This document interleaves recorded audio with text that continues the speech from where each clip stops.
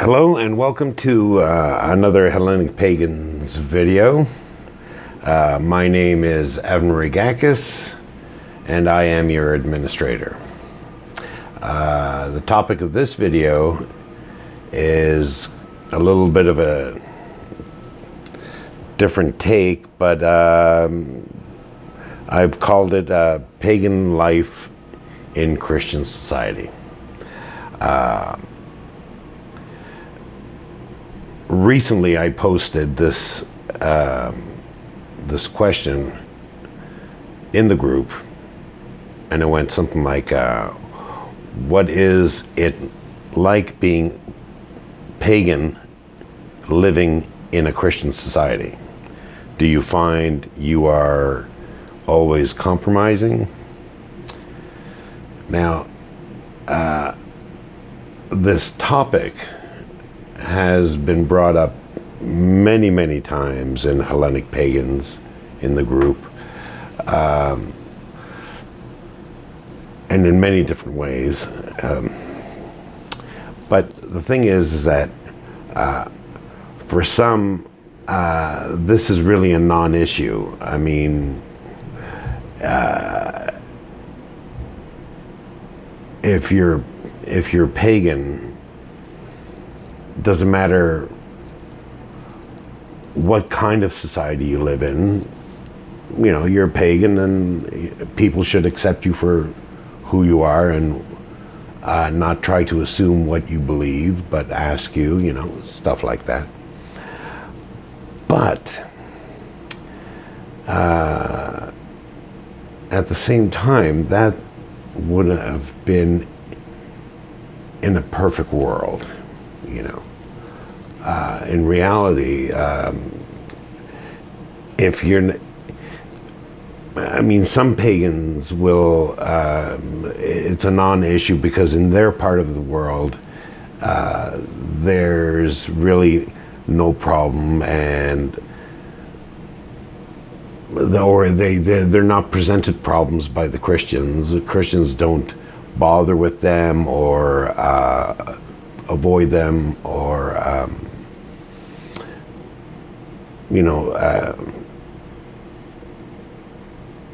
basically ignore them. And that's great for them, but that's only in certain parts of the world. Usually they won't, when you're not secluded, when you're a pagan but you belong to a greater pagan community in your city or wherever you live, you're not, it's not such a problem because you're not really having to deal with them. But when you're very few, and depending on what part of the world you're in, you know, Christians can be very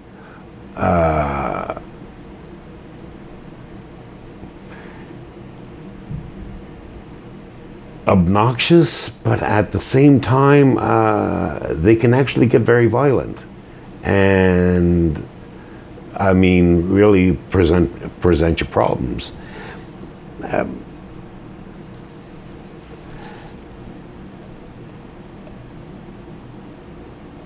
But so yes, yeah. So this is what I'm trying to get at, is that for most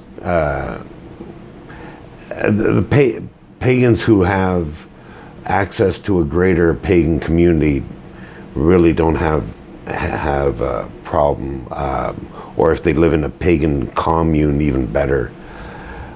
But for most pagans around the world, this is a serious issue. I posed this question in Hellenic Pagans to give the members somewhere to vent their frustrations and grievances, you know, and to show one another that we are not the only ones going through this. I am doing this video mostly for newcomers to paganism, that they may learn from our experiences to be able to better handle themselves. it's hard enough finding your path and starting out on the pagan path without this added problem and sneaking around. But so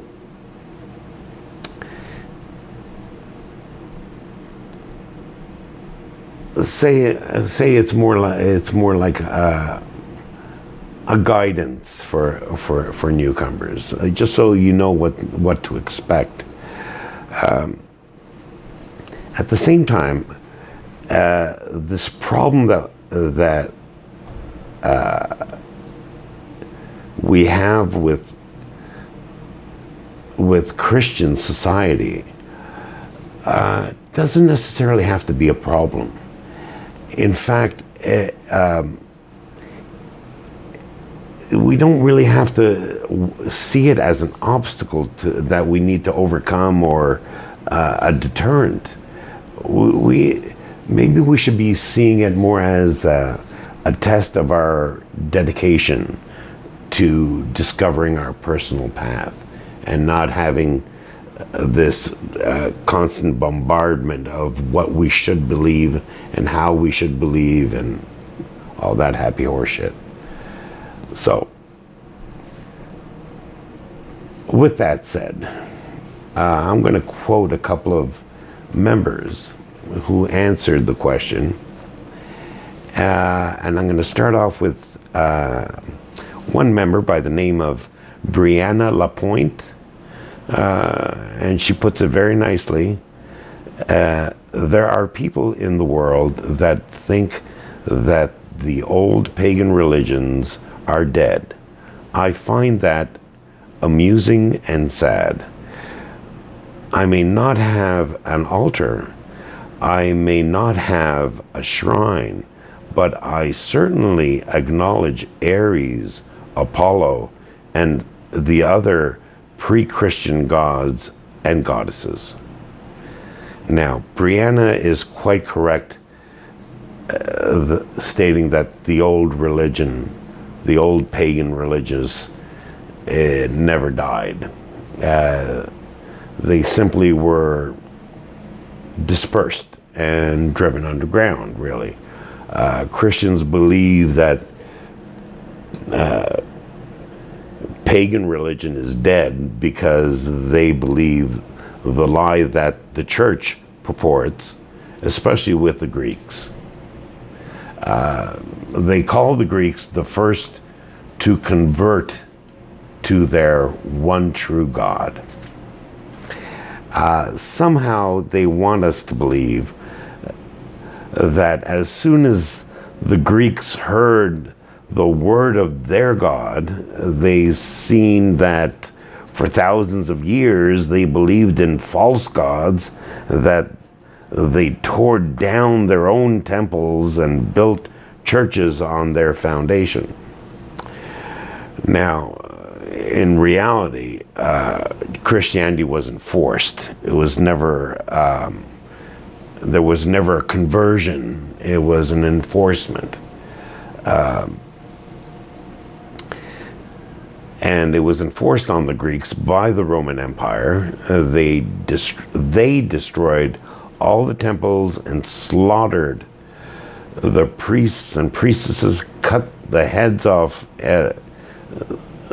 arms off of statues, or simply used the statues to build their own homes or walls. There is a city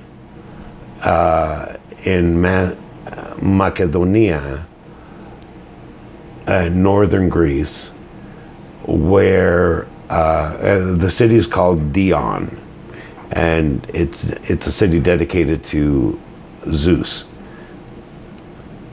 And the Christians took it over and tore down all the temples and stuff like that, built their churches on the foundation of the temples, and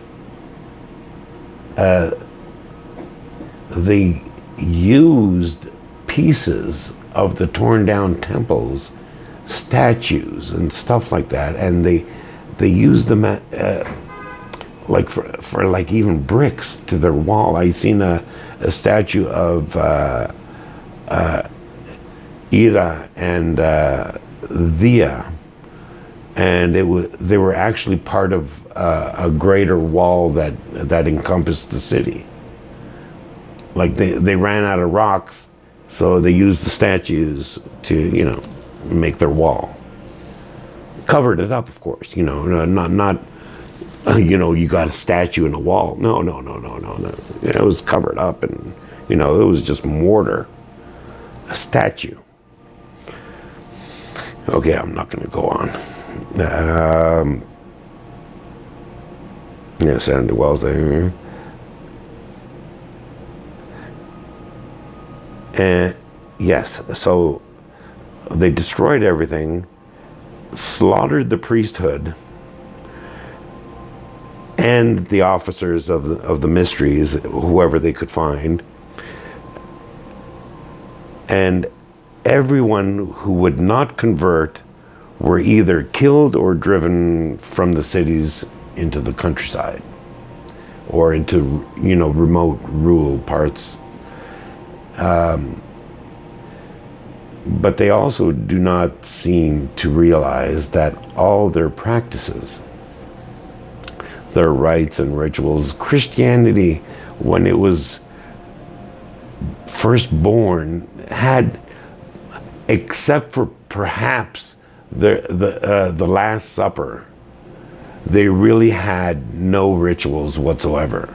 I mean, no marriage rituals, no marriage rites, no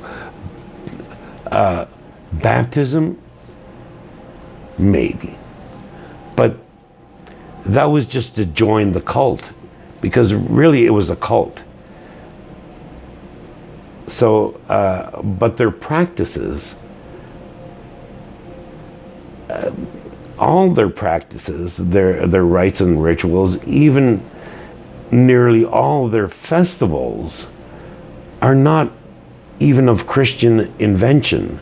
As a matter of fact, they originate with the pagan traditions. So, in fact, this is the proof that pagan religion is not dead. Because those who say that the religion is dead are the same ones that have taken the religion and just changed the words a little bit and basically preserved our rituals. Like our marriage ritual in ancient times is somewhat the way the Christians get married. But that wasn't their invention, for God's sakes, So,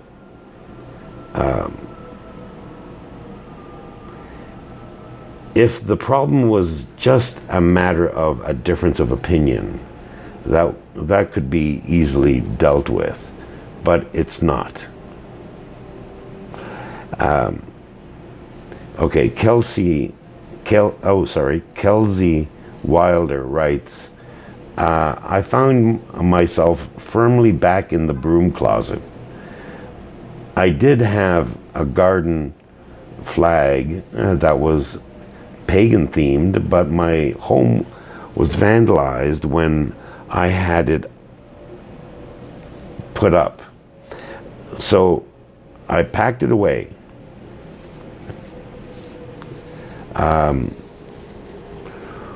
When I was a newer witch and out of the broom closet, I got harassed. It's even worse being a non-cisist person on top of that. It's not fun at all. I wouldn't imagine it would be. Now this is me talking, I've always found it curious and irritably how the Christians use pagan as a type of an umbrella term to include Satanists, witches, magi, mystics, and whatever else they can, sorcerers and charmers and all that stuff, as though they are all the same thing, you know. Brett Alexander, a member of the Hellenic Pagan group, writes, "I can't be open in my family about my beliefs, so it's quite hard," end quote. Another member, Hannah Schroeder, also writes, "Well, for one, I'm closeted to my family, so that's a big compromise. I also feel like I generally can't safely express or discuss my beliefs in public, and people always assume I'm Christian by default." Funny that she writes this, because this is the whole purpose for us forming Hellenic Pagans in the first place. We want it to be a safe haven for all pagans, not just Hellenic, Celtic, whatever, where they can come and express their beliefs, you know, without being, without the fear of being persecuted or ridiculed. Okay, so Hannah continues to write, "So many of the Christians I've met seem to make it their life mission to convert you if they find out you're pagan. It's worse than being atheist to them." And another member, Liz Benut, writes, "Other Christian friends, acquaintances, co-workers, etc. have been respectful for the most part. There are little things that they try to push on, and they do tend to hold on to the idea that their religion and beliefs are inherently superior. But for the most part, I ignore that." Okay. Well, that is the biggest problem, isn't it? It's that Christians seem to have a superiority complex when it comes to religion.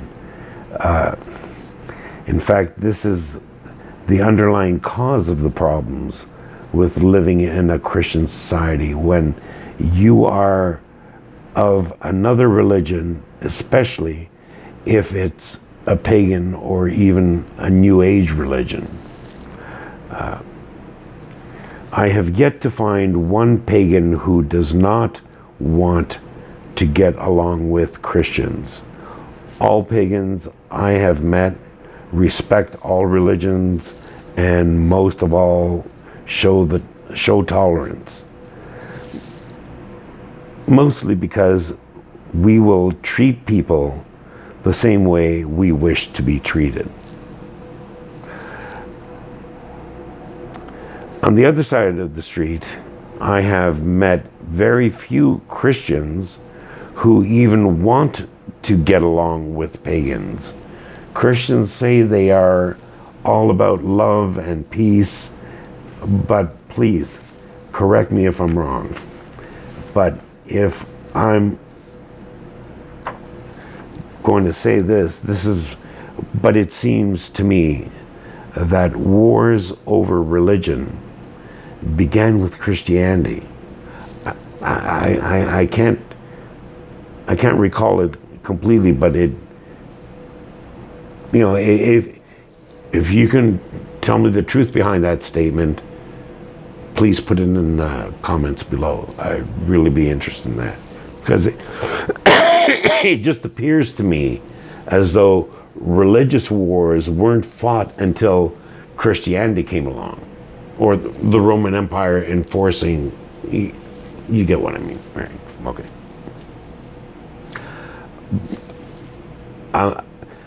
I'm not saying that that's a fact. I'm asking if it is. You see what I mean? There's a difference. I'm not saying that as fact. But they love to say they are all for religious tolerance. But they only tolerate their own. As though all the many denominations are all religions, separate religions. I've heard Orthodox Christians asking me if Catholics are Christians.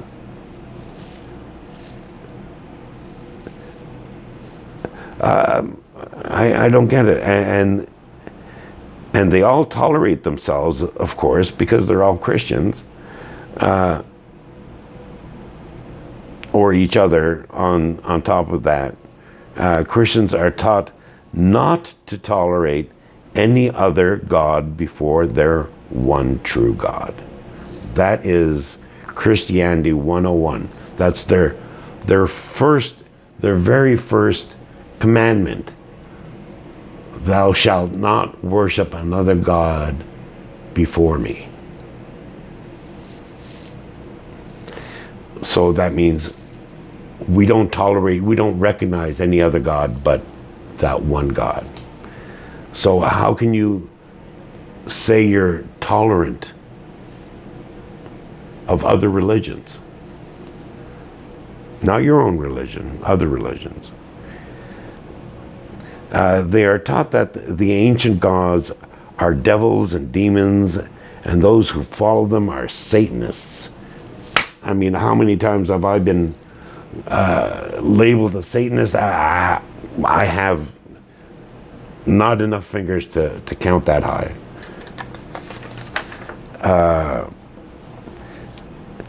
Enemies of the Christian church, or even worse, lost souls in need of their saving. Enemies of the Christian church. This is a real fact, especially in Greece itself. While I lived there, the Christian church, I mean, on TV, on public TV, they would go on talk shows and literally state that the ancient religion of the Greeks, our ancient religion, is satanic and bad and false, all this really nasty shit, and proclaim themselves to be enemies of the ancient religion. That's not a fabrication, and it's not an exaggeration.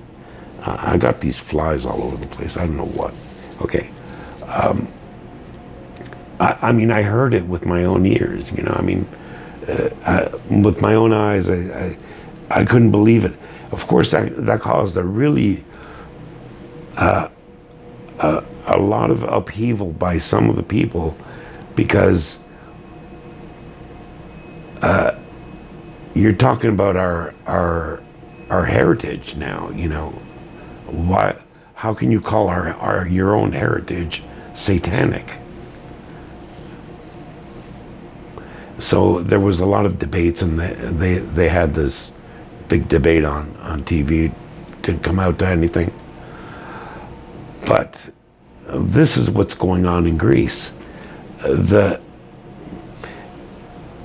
church really insists on teaching Greeks that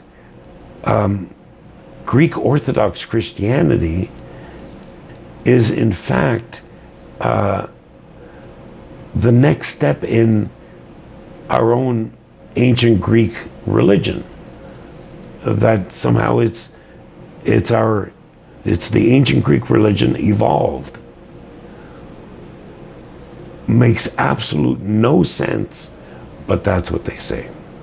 And the Greeks believe it. They believe it because when you're drilled this from young, and then of course they read about it in their schools because they're taught, their heritage in school, history and all that stuff. But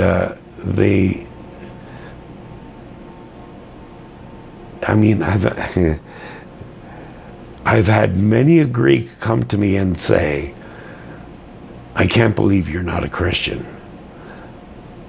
That you still believe in those ancient gods. They're just fairy tales, right? They're fake gods. They're nonsense. There's only this one God. You know that, right? Like as if I'm the stupid one and they're the so much cleverer person, And you really have to, at first, I would just rant right off to them and, call them a traitor because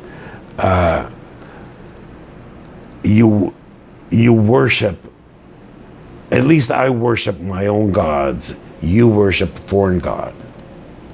So you're a traitor to your own kind. Stupid shit like that, I would say. But the more you argue with them, the more it's like you're chasing your tail.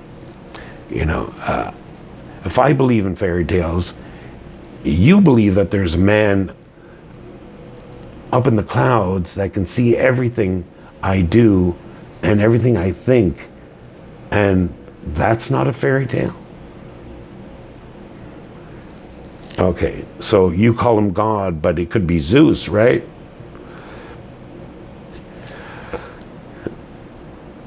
So you learn to bite your tongue. And you throw them a few curveballs, like that when they say, so you worship the 12 gods or you worship many gods? And the answer to that is, no, sir, I don't worship gods. I don't worship my gods. They don't require worship. They don't ask for worship. In fact, my gods give to me, give me teachings, give me knowledge. That's what the gods are for me. I am not in service to any god save, my needs. But I don't worship the gods. No, they don't. They never asked me to. There's only one God that I've ever heard that demands worship. And you know what? I think they call him Yahweh, Jehovah, that Christian fucking God. Oh, Lord.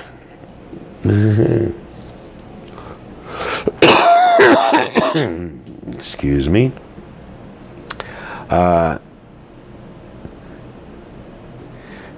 Instead, their belief in the one and only true God has made them condescending and appear to have a superiority complex, at least when it comes to religion. Okay, so pagans have an advantage over Christians. Now listen up, because this will help you guys. It is very advantageous when you know the other's religion better than they know it themselves. Most pagans are born into Christianity and later convert to paganism, whereas there is absolutely no Christian born into paganism and later converted to Christianity. Also, pagans are more informed because most have done their research into Christianity, which turns out to be the biggest factor in their abandonment of the religion in the first place. This is how pagans lived in Christian society, through compromise and secrecy. If you're gonna live with the Romans, when in Rome, do as the Romans. So, if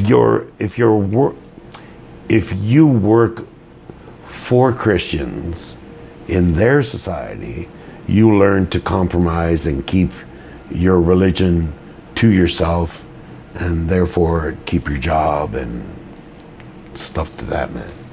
If your family is religious, you do the same, which means not having an altar, or rituals are done when everyone's away or in places outside the home. You have to compromise, you have to hide it if you want to live in their society. If you don't want to hide it, then you don't necessarily, you cannot depend on them, you know, for your income, or for when you depend on them, you have to do as they say, you know. So if we, that's really what it really comes down to. If you are to live in a Christian society, you must learn, when in Rome, do as the Romans. Roman Catholic, that is.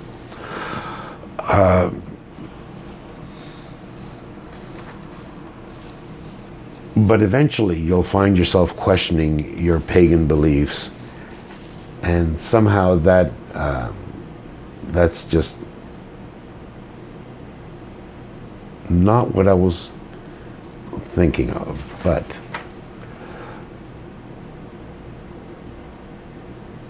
yeah, well, we've all thought that. How can I call myself a pagan if I'm always compromising?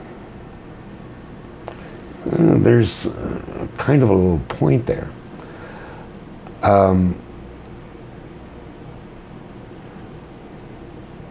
So to keep ourselves from going crazy, we must seek out our own kind. If not where you live, then joining virtual pagan communities and organizations, such as our own Hellenic pagans.